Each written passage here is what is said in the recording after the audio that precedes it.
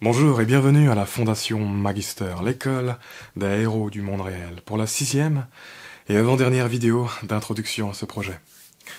Dans les épisodes précédents, je vous disais qu'actuellement, on a beaucoup de moyens, que plus que jamais, on a les potentialités de faire quelque chose de grand et de sensé avec nos vies si on se bouge. Je vous disais qu'à l'échelle de la physique et de ses lois déterministes, les pouvoirs naturels qu'on a qui nous permettent de prendre en main notre existence et de créer un impact positif sur le monde, ce sont des super pouvoirs de héros qui n'ont aucun équivalent. Et que donc c'est si regrettable qu'ils soient dormants chez la plupart des individus. Vous savez, la plupart des gens ils pensent de moi que je suis fou quand je leur parle de ma vision des choses, que je débloque, que je devrais redescendre sur Terre, etc. C'est fou à quel point on ne croit pas en notre potentiel. Actuellement, si vous parlez du genre d'idées dont je vous parle à d'autres personnes, la plupart vous rient à la gueule ou vous rejettent. Parce que ça les dérange. Rien que le fait que ça puisse être vrai, que ça puisse être possible, ça les met mal à l'aise parce que ça remettrait en question toute leur façon d'exister, toutes leurs croyances. Croyez-moi bien qu'il faut être assez solide pour porter ouvertement ce genre de rêve que je tiens, parce que vous allez être très seul dans cette culture quand vous tenez ce genre d'idées un peu tabou. Beaucoup de gens vont essayer de vous faire douter, ils vont vous critiquer, ils vont essayer de vous faire passer pour un clown, ou un petit rêveur irrationnel, pour se protéger eux-mêmes et leur façon de vivre. Là, par exemple, avec mes vidéos, je reçois pas mal de messages négatifs. Bon, il y a des personnes qui me disent qu'ils comprennent rien à ce que je dis, mais ça c'est normal. Ça veut dire, quand on est exposé à des informations nouvelles, ça paraît toujours insensé et compliqué à suivre. On est perdu le temps que le cerveau s'adapte et fasse les connexions. L'épisode suivant, ce sera un épisode de synthèse qui fera du bien à ce niveau. Et par ailleurs, toutes les notions que j'ai déjà introduites, on les retrouvera au fur et à mesure des épisodes futurs. Alors ne vous inquiétez pas trop si vous avez du mal à suivre pour le moment, ça va venir.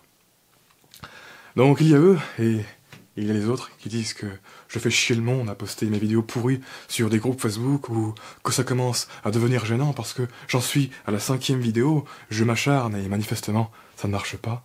Je devrais arrêter et comprendre que ça ne marchera jamais comme ça, etc. Je me suis souvent demandé pourquoi il n'y avait pas plus de personnes qui essayaient de faire ce que je fais à notre époque. Parce que je ne suis pas le seul type qui soit capable de réfléchir à tout ça. Faut arrêter un peu à ce niveau. Mais au fond, la réponse est simple. Il faut des sacrés tripes pour encaisser les réactions qui vont avec cette prise de position et continuer d'avancer malgré tout, surtout dans les milieux intellectuels. Et actuellement, de manière générale, notre raison est forte, mais nos émotions sont faibles, parce qu'on les a laissées tomber. La plupart des gens sont devenus faibles, fermés, durs et pessimistes. Ils ne croient plus à toutes ces choses, et toutes les vérités doivent être diluées pour ne pas les offenser. Et par conséquent, si vous n'êtes pas solide et que vous avez ce genre de rêve, vous allez vite pleurer et abandonner devant certaines réactions de défense et de peur. Et vous n'oserez plus jamais l'ouvrir. Vous vous mettrez à douter et vous vous direz « À quoi bon ?» Ou pas. En tout cas, moi, on me la fera pas à l'envers. La vérité, c'est que je n'ai aucun besoin de redescendre sur Terre, parce que j'y ai les jambes et l'esprit bien ancré. Tout ce que je raconte, ça concerne la vie terrestre. Je ne crois pas que ce soit moi qui soit dans ma petite bulle avec des œillères, et il va falloir se lever de très bonne heure pour me convaincre du contraire. Encore une fois, la vie sur Terre est arrivée à un stade où elle peut comprendre sa propre existence, réaliser ses propres actions et décider de son sort futur.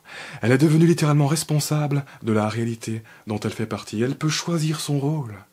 C'est juste tellement incroyable d'un point de vue scientifique. Et nous, on choisirait de ne pas saisir cette opportunité, on choisirait de chercher des pouvoirs extérieurs qui n'existent pas sans même utiliser ce qu'on a à l'intérieur.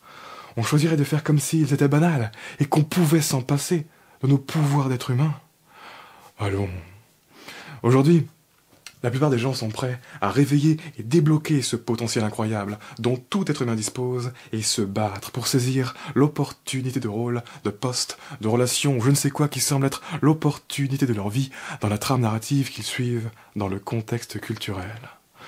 Mais au diable, le petit contexte culturel. L'opportunité d'une vie, c'est la vie, mes amis. Vous avez déjà gagné votre précieuse entrée dans le théâtre de la vie dès la naissance. Vous n'aurez pas de plus grande chance que celle-ci. N'attendez pas d'avoir des problèmes de santé avant de vous rendre compte. Rien ne vous empêche d'utiliser vos super pouvoirs d'être humain et de développer votre potentiel pour faire des trucs de fou. Rien, si ce n'est les barrières invisibles de la narration de votre rêve. dans ce grand théâtre de la vie. C'est dingue, on a tous, autant que nous sommes, cette capacité étrange qu'est le libre arbitre. Il n'y a rien ni personne qui nous retient de tenter des choses. On est libre. Et d'un point de vue idéologique, culturellement, on chérit cette notion de liberté. Mais pourtant, notre libre arbitre, c'est le pouvoir qu'on met tous un peu de côté. Parce que c'est le pouvoir le plus angoissant qui soit. C'est très angoissant pour un individu de se sentir libre, d'envisager toutes les opportunités d'évolution qu'il a, de se dire que s'il met un pied devant l'autre, dans une direction différente, toute sa petite vie pourrait être chamboulée. Et puis en plus de ça, il y a la pression sociale, et toute l'anxiété qui va avec, quand on imagine ce que vont penser les autres de nous si on tente certaines choses qui sortent des conventions. Oh mon Dieu! Imaginez si quelqu'un tombe sur cette vidéo et voit ça. Qu'est-ce qu'il va penser de moi, hein? Je suis foutu.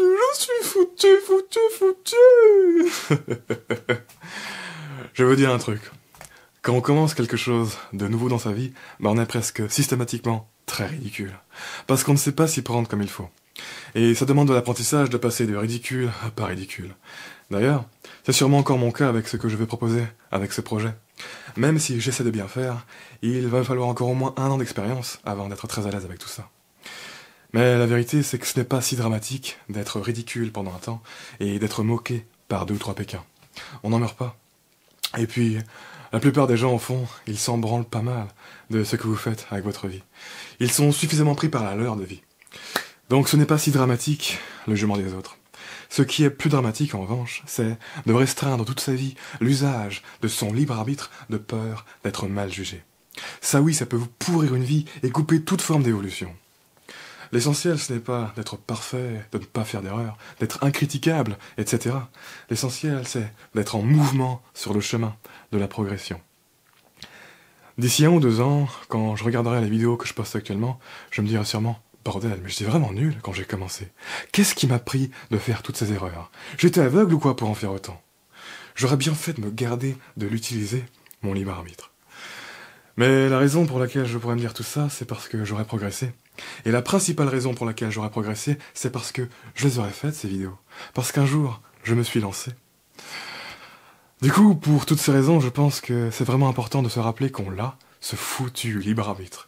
Parce qu'à force de ne pas l'utiliser, on finit par l'oublier et s'enfermer dans des routines. Et ça peut nous faire passer à côté de la vie sans qu'on s'en rende compte. Et ainsi donc, si en postant mes vidéos, en plus de progresser, j'arrive à grappiller positivement l'attention de 2 ou 3 personnes, à les faire sortir d'une inertie narrative qui n'est pas à la hauteur de leur potentiel, et qu'à côté de ça, je me mets à dos des milliers d'autres parce que mes posts les dérangent, mais je n'en ai rien à battre, ça vaudrait toujours le coup. Je vous en reparlerai plus tard, mais d'ici quelques années, j'ai bien envie de monter une équipe rassemblant les êtres humains de cette planète qui n'ont pas peur de rêver et d'affronter des défis gigantesques pour faire bouger le monde. Une équipe de personnes qui refusent la médiocrité et qui n'ont pas envie de mettre leur énergie et leur potentiel au service d'une cause qui n'en vaut pas la peine.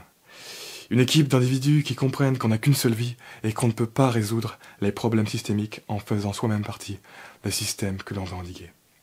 Une équipe de badass, inébranlables, surmotivés, surentraînés, qui ne font aucun compromis et que rien ne peut arrêter.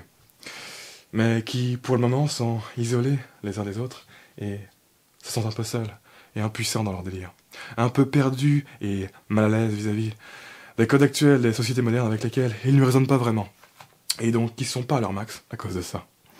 Je me demande ce qui pourrait arriver au monde si tous ces gens-là étaient organisés et formaient des teams de gentils super puissantes. Et non pas des petites équipes de 2 ou 3 gus dans un garage que personne ne prend au sérieux, qui n'ont aucune marge de manœuvre et qui au fond vivent dans le doute et l'insécurité. En tout cas, si je veux réussir ce coup-là, il va falloir que je les trouve ces personnes. Et donc que j'entre en contact avec elles. Alors j'ai du boulot d'ici là. Et donc bien sûr que je vais continuer à m'acharner. Je serais vraiment un sous-homme d'arrêter mon projet après 5 pauvres vidéos parce que personne ne m'écoute et que je reçois des critiques. Bien sûr que pratiquement tout le monde s'en branle et ne comprend rien à ce que je dis, sinon on serait déjà dans un monde différent. Qu'est-ce que vous croyez, que dans la vie, on crée un changement d'un claquement de doigts comme ça? Je sais très bien que c'est délicat d'attirer les foules sur ce genre de sujet et de se faire comprendre. Je ne suis pas né d'hier, je connais bien ce monde. Et effectivement, oui, c'est un peu fou de vouloir faire marcher ce projet comme je veux le faire marcher dans ma tête. Mais je vais m'y risquer quand même, parce que j'y tiens, bordel de chiottes. Et tant que j'aurai de l'énergie, je continuerai.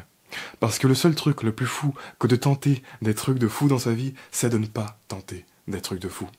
Alors qu'on en a la possibilité et que ça pourrait bien marcher.